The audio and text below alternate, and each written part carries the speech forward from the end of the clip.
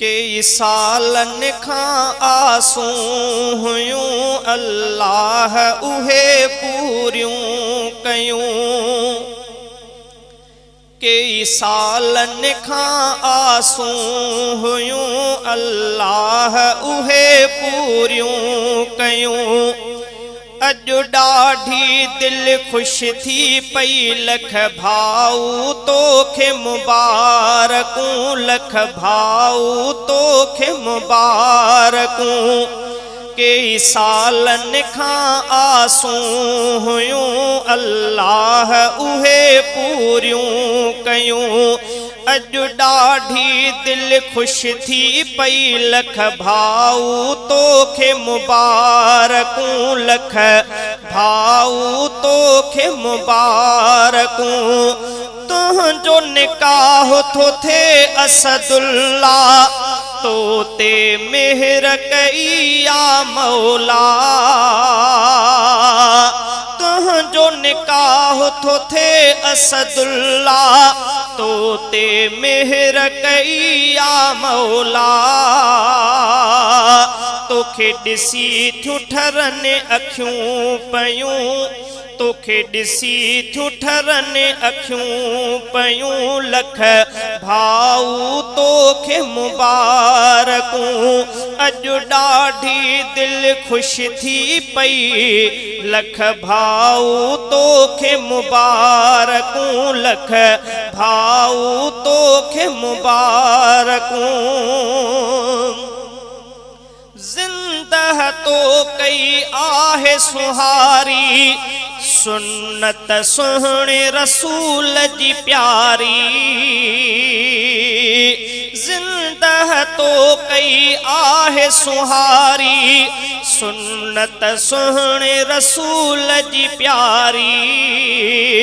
तोखे थियने अता सभु सुन्नतूं लख भाऊ तोखे मुबारकूं लख भाऊ तोखे मुबारकूं लख भाऊ तोखे मुबारकूं। कई सालन खां आसूं हुयूं अल्लाह उहे पूरियूं कयूं।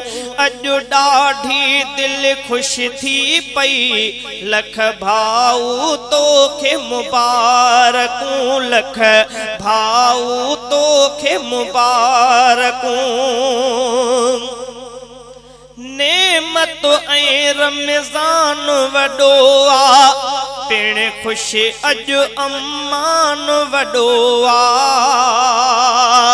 नेमत ऐं रमज़ान वॾो आ पिण ख़ुश अॼु अम्मान वॾो आ। ऐं मल्हाए नुमान बि पियो ख़ुशूं लख भाऊ तोखे मुबारकूं। अॼु ॾाढी दिल ख़ुश थी पई लख भाऊ तोखे मुबारकूं लख भाऊ तोखे मुबारकूं। कई सालन खां आसूं हुयूं अल्लाह उहे पूरियूं कयूं। अॼु ॾाढी दिल ख़ुश थी पई लख भाऊ तोखे मुबारकूं लख भाऊ तोखे मुबारकूं। रिज़वान अहमद मोहम्मद अली बई भाइटिया तुंहिंजा ख़ुश थी खिली बई। रिज़वान अहमद मोहम्मद अली बई भाइटिया तुंहिंजा ख़ुश थी खिली बई। अर्पिन था तोखे बई मुर्कूं लख भाऊ तोखे मुबारकूं। कई सालन खां आसूं हुयूं अल्लाह उहे पूरियूं कयूं। अॼु ॾाढी दिल ख़ुश थी पई लख भाऊ तोखे मुबारकूं लख भाऊ तोखे मुबारकूं। जावेद अहमद फारूक अहमद अब्दुल गफार अब्दुल शकूर पिया जावेद अहमद फारूक अहमद अब्दुल गफार अब्दुल शकूर पियारा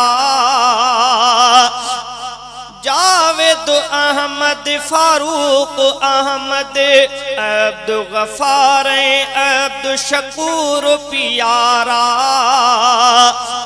पिन प्या तोखे पिन प्या तोखे बई मुर्कूं लख भाऊ तोखे मुबारकूं कई सालन खां आसूं हुयूं अल्लाह उहे पूरियूं कयूं ज़काउल्लाह ऐं अताउल्लाह यूसुफ अल्लाह बख्श ज़ुबैर अहमद ऐं ॿिया सभु